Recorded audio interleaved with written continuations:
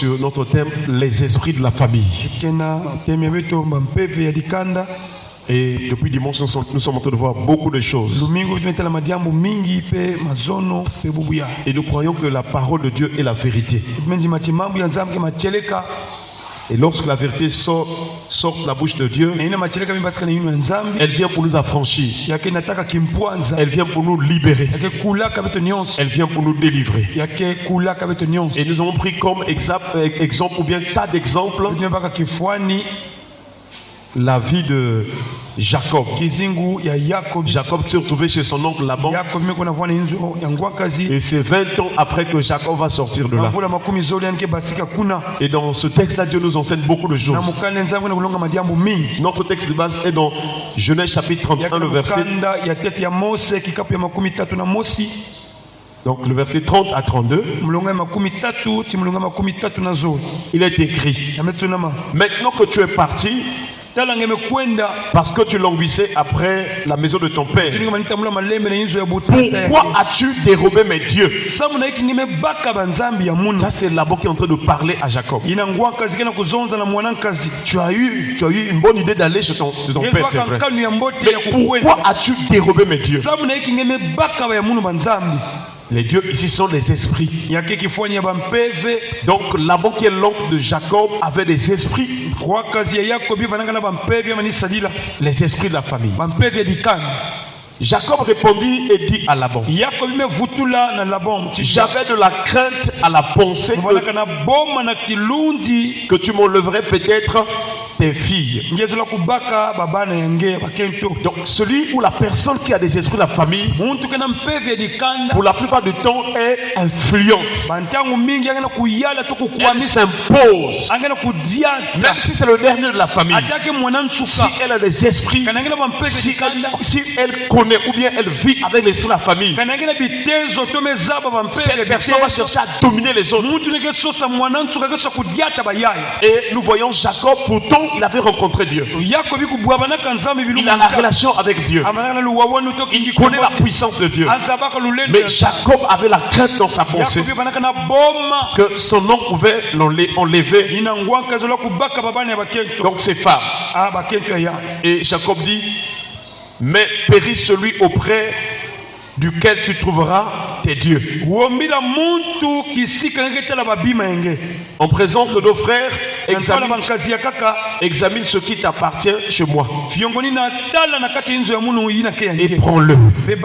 Ça veut dire que si il y a des esprits de Dieu dans la maison ou dans la famille, toi en tant qu'enfant de Dieu, tu dois t'en débarrasser. Tu dois te séparer de ces choses, de ces influences, de ces puissances. Un enfant ne doit pas pactiser ou bien vivre avec les esprits de la famille. Et Jacob dit, la Bible déclare, Jacob ne savait pas que Rachel les avait dérobés. Donc les esprits de la famille existent. Ce sont ces démons-là qui connaissent tout ce qui est de la famille. Ils sont au service de Satan pour les familles humaines. Ce sont ces esprits-là qui informent les histoires de la famille aux charlatans, aux féticheurs et aux faux prophètes. Les faux prophètes ont l'esprit de divination. Et cet esprit-là entre en contact avec les esprits de la famille. Et il reçoit l'information de la famille, l'historique de la famille, l'origine de la famille. Et quelquefois nous sommes surpris qu'on nous dise: oh, dans votre famille, vous aviez eu peut-être un grand-père ou un grand-parent qui était décédé à telle période. Et tu es étonné de ça. C'est vrai que c'est une information vraie, mais ça ne donne pas le salut. Alléluia. Tu ne dois pas être épaté de ceux qui te parlent de ta famille alors qu'ils ne sont pas de ta famille. Ce qui est important pour ta vie, c'est la prophétie de la parole de Dieu. Qu'est-ce que Dieu dit de ta vie? À quoi Dieu t'a destiné? Qu'est-ce que tu dois faire pour le Seigneur? Ce qui est fort pour toi, c'est de faire la volonté de Dieu. Est-ce qu'on parle de le Seigneur? Mais si on te donne des programmes, on te parle des gens qui étaient décédés de la famille, ça ne changera rien, ça n'ajoutera rien. Ce qui est important pour ta vie, c'est de chercher à faire la volonté de Dieu. Chers frères et sœurs, ces esprits-là viennent aussi dans les rêves. Beaucoup de gens ont eu des rêves mensongers. Vous savez que quand vous croyez à des mensonges ou bien à un mensonge du diable, votre vie est liée, vous êtes esclave du diable. Si vous croyez à un mensonge, par une prophétie, par un songe, ou par d'autres moyens de tromperie que le diable utilise, quand vous croyez à un mensonge du diable, vous lui êtes soumis. Il vous contrôle. Voilà pourquoi nous devons vivre la vérité. Et le Seigneur dit, vous connaîtrez la vérité et la vérité vous affranchira. Chers frères et sœurs, regardez en Israël, parmi les Juifs, il y avait les chefs religieux. Quand Jésus est arrivé, la Bible déclare, Jésus nous a porté la grâce et la vérité. Malgré la vérité que Jésus disait au nom du Père, malgré la volonté de Père que Jésus accomplissait, les chefs religieux s'opposaient à Jésus. Ils ne voulaient pas croire. Et un jour, Jésus va leur dire, vous avez pour père le diable, et vous voulez accomplir les œuvres de leur père. Mais eux-mêmes, ils ne savaient pas, parce qu'ils étaient influencés par les mensonges du diable. Une autre, Jésus leur dit, vous connaîtrez la vérité et la vérité vous affranchira. Ils répondirent à Jésus, nous sommes enfants d'Abraham, nous ne fûmes jamais esclaves de personne. Comment dis-tu que nous deviendrons libres? Physiquement ils étaient libres, physiquement ils étaient libres, mais spirituellement, à cause de leur ignorance, à cause du fait qu'ils ne recevaient pas Jésus, alors il y a quelque chose qui se passait spirituellement. Il y avait un voile d'aveuglement que Satan avait placé sur eux. C'est vrai qu'ils lisaient la loi, mais ils ne comprenaient pas le sens de la loi. Ils ne comprenaient pas la lumière qui était dans la loi. Et cette lumière, c'est la personne de Jésus. Donc ce qui sortait de la bouche de Dieu, c'était vraiment la pensée de Dieu. C'était la vraie interprétation de ce qui était l'ombre de l'Ancien Testament. Mais ils se sont opposés à Jésus parce que le mensonge du diable les aveuglait. Nous prions que le Seigneur nous délivre de tout mensonge du diable au nom de Jésus. Je ne sais pas à quoi tu as cru. Et il y a des gens jusqu'à aujourd'hui, ils croient toujours que les ancêtres viennent pour nous protéger. Ce n'est pas un homme qui protège. Que ce soit un homme vivant ou bien qui est mort. La personne qui nous protège, la personne qui protège notre âme, c'est Dieu. Est-ce qu'on va acclamer le Seigneur? Si tu ne comprends pas que c'est Dieu qui te protège, alors tu seras exposé. Si les ancêtres protégeaient, dans les familles il n'y aurait pas de mort. Mais le diable est en train de ravager. Si tu veux avoir la vraie protection, tu dois être auprès du Seigneur. Tu dois compter en Jésus-Christ. Tu dois mettre ta confiance en Jésus-Christ. C'est lui qui protège de ton vivant. Et même quand tu mourras, il va te garder. Il t'aime de l'amour éternel. Il sera toujours avec toi. Il t'aime de l'amour éternel. Et quand Jésus protège, nul ne peut arracher la brebis de sa main.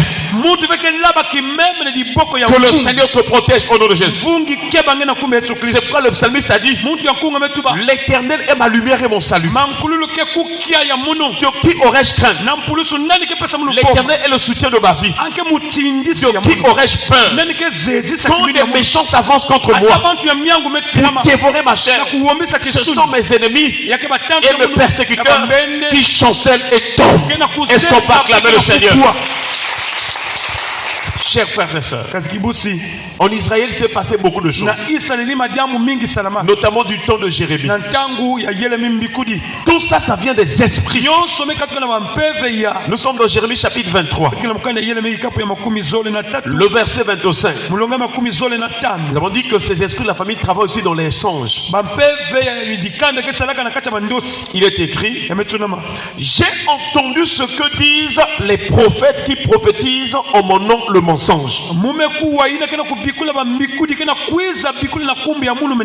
Ça, c'est Dieu qui est en train de parler. Il parle au peuple israélien au travers de Jérémie. J'ai entendu ce que disent les prophètes. C'était les prophètes de Dieu, mais ils étaient trompés par l'ennemi parce qu'ils sont allés croire aux idoles. Et Dieu dit au peuple d'Israël que j'ai entendu ce que disent les prophètes qui prophétisent en mon nom le mensonge. Beaucoup de gens ont mis leur foi au prophète. C'est vrai que le prophète était un messager de Dieu, mais si le prophète ne fait pas la volonté du Père, s'il ne se sanctifie pas, s'il ne reste pas attaché au Seigneur, un autre esprit va commencer à le guider. Et donc il y a des prophètes qui prophétisent le mensonge. Voilà pourquoi tu dois avoir la connaissance de la parole de Dieu. La parole de Dieu te donne d'examiner si une prophétie est de Dieu ou pas. Ce ne sont pas toutes les prophéties qui sortent qui viennent pas du Dieu, non. Il y a des fausses prophéties, il y a des prophéties de mensonges. Et si déjà en Israël il y en a eu des prophètes de mensonges, combien à plus forte raison chez nous les nations? Il y a beaucoup de prophètes qui prophétisent le mensonge. Voilà pourquoi aujourd'hui dans les familles ça ne marche pas. Dans les familles il y a des difficultés, il y a des souffrances, il y a des blocages, parce que les familles croient au mensonge des faux prophètes. Et ces prophètes disent que non, Dieu a dit, ce n'est pas Dieu. Alléluia. Amen. Et Dieu dit: j'ai entendu ce que disent les prophètes qui prophétisent en mon nom le mensonge. Disons, j'ai eu un songe. J'ai eu un songe. Donc nous voyons, chers frères et sœurs, qu'il y a beaucoup de mensonges aussi du diable ou de tromperies du diable dans les songes. Il faut examiner les songes. Ce n'est pas tout sens qui est vraiment un sens qui vient de Dieu. Dieu nous parle par des visions, par des sons. Mais il faut examiner. Parce qu'il y a des démons qui viennent donner les songes mensongers. Regardez des prophètes comme ça. Ils prophétisaient, ils disaient que j'ai eu un songe, j'ai eu une vision. Mais ça ne venait pas de Dieu. Pourtant eux ils disaient que non, Dieu m'a dit, Dieu m'a montré. Mais cela ne venait pas de Dieu. Est-ce qu'on parle de le Seigneur? Que Dieu nous donne le discernement au nom de Jésus. Comment est-ce qu'on peut détecter les sens mensongers? Comment est-ce qu'on peut vraiment retrouver ce sens-là est mensonger? Chers frères et sœurs, quand un songe vient de Dieu, il finit par s'accomplir. Quand un songe vient de Dieu, quand Dieu parle, c'est que dans le ciel Dieu a arrêté cela et il va l'exécuter. Ça va se manifester. Vous savez qu'en Égypte, Pharaon avait fait deux songes.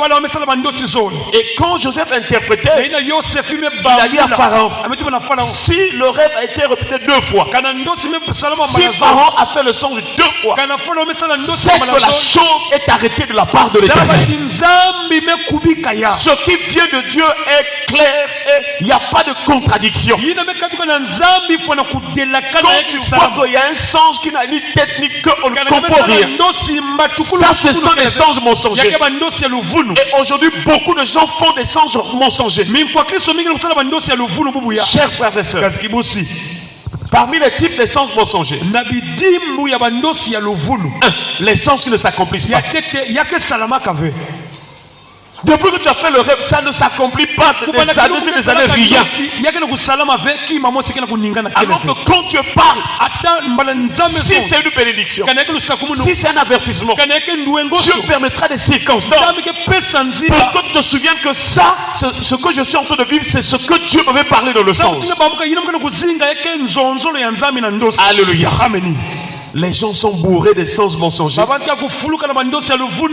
ne marche, rien ne s'accomplit. Et tout le temps, il y a des rêves, des rêves, des rêves. Qu'est-ce qu'il faut faire quand vraiment les sens viennent de mensonges? Pourquoi nous sommes souvent influencés des rêves de mensonges? C'est à cause du péché, à cause de la désobéissance à la parole de Dieu, à cause de notre négligence de notre marche avec Dieu. Et donc l'ennemi en profite de venir nous mentir par les rêves. Mais si tu commences à mettre en pratique la parole, si tu mets ta vie au sérieux dans ta relation avec Dieu, tu vas voir que tu vas retenir les sens et tu verras que Dieu va accomplir. Pourquoi ça ne s'accomplit pas? Il y a des rêves mensongers. Puisque c'est un mensonge du diable, quand le diable parle, ça ne va pas s'accomplir. Alléluia. Chers frères et sœurs, un autre type de rêve, de sens mensonger, ce sont des rêves qui s'accomplissent dans le sens contraire. Tu rêves par exemple, ah j'ai ramassé l'argent. Ah vraiment donc je vais avoir beaucoup d'argent. Mais les jours qui suivent, les années qui suivent, au lieu que tu sois béni, tu as l'argent. C'est la sécheresse sur sécheresse sur sécheresse sur sécheresse. Ça veut dire que c'est un sens mensonger. Alléluia. Amen. Je ne sais pas si tu fais des types de tels rêves. Que Dieu nous en délivre au nom de Jésus. Les sens mensongers viennent aussi de ce que nous suivons à la télévision et ce que nous considérons pendant la journée. Ça rentre par les yeux dans notre esprit. Et la nuit, ça revient comme des rêves. Et c'est comme ça que le diable ment les gens. Il peut te montrer que le frère est tel, c'est ton mari, c'est l'homme de ta vie. Mais pas de mariage. Ce sont les sens mensongers. Combien de gens ont cru au rêve de mensonge? Dieu lui-même m'avait dit. Il m'avait montré en songe, en vision. Mais si Dieu avait dit pourquoi ça ne s'accomplit pas, c'était un songe mensonger. Est-ce qu'on peut acclamer le Seigneur? Troisième type de songe, ce sont des songes entrecoupés. Quand Dieu parle, il doit te faire arriver jusqu'à la fin du songe. Parce que Dieu ne peut pas te laisser dans l'embarras de choix ou bien il doit te laisser en suspension. Tu ne sais pas comment. Non. Si Dieu te donne un sens, il va te permettre d'en comprendre jusqu'à la fin. Parce que le sens, c'est un message qui peut parler dans ta vie. Donc, Dieu ne peut pas commencer à te dire que et puis pourquoi tu restes là, bon, tu ne comprends rien. Non. Dieu est là pour nous édifier. Dieu n'est pas là pour s'amuser. Il n'est pas là pour faire des gestes. Oh non. Bon, je vais d'abord essayer. Ah, j'attends d'abord. Dieu, il est la vérité, il est la justice. Il est vérité, il est juste. Et quand il veut agir, il commence et il arrive à la fin. Alléluia. Amen. Mais si tu vois toujours des rêves, ça commence. Tu ne sais pas comment ça s'est terminé. Ah, j'ai rêvé. On m'avait donné quelque chose pour manger. Mais quand j'allais manger, après, le rêve s'est arrêté. Bon, là maintenant, on ne sait pas. Est-ce que tu avais mangé ou tu n'avais pas mangé? Voyez-vous que le diable se cache quelque part. Et de tels rêves, il faut prier toujours. Ah, Seigneur, peut-être que j'avais mangé. Dieu, tu connais la suite. Parce que derrière le rêve, il y a quelque chose. En fait, le rêve, c'est quelque chose de spirituel qui se passe dans ta vie. C'est une réalité. Et quand les rêves entrecoupés là,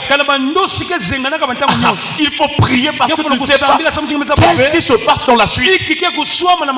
Et beaucoup de gens vraiment font des rêves entrecoupés. Mais nous prions que le Seigneur, ce soir, qu'il nous délivre de toutes les suites, les mauvaises suites des rêves au nom de Jésus. Alléluia. Amen. Chers frères et sœurs, les prophètes en Israël, ils pensaient parler au nom de l'Éternel, mais c'était le mensonge. Que Dieu nous délivre des mensonges du diable, dans les rêves, dans les songes, et que Dieu nous donne l'intelligence des rêves et des visions. Tous ceux qui ont marché avec Dieu dans la Bible, vous ne verrez pas quelqu'un qui a fait un rêve, qu'on n'a pas compris, qu'on n'a pas expliqué. Quelqu'un a fait un rêve, ça s'est entrecoupé là, et puis on ne sait pas la suite. Il n'y en a pas. Mais pourquoi à notre époque nous vivons ces choses? C'est à cause des démons, c'est à cause des esprits de la famille. Mais ce soir nous prions que Dieu nous en délivre. Est-ce qu'on peut s'élever dans la prière? Nous allons d'abord remercier le Seigneur pour sa parole. Élevons-nous à prier le Seigneur au nom de Jésus. Seigneur, merci au Père.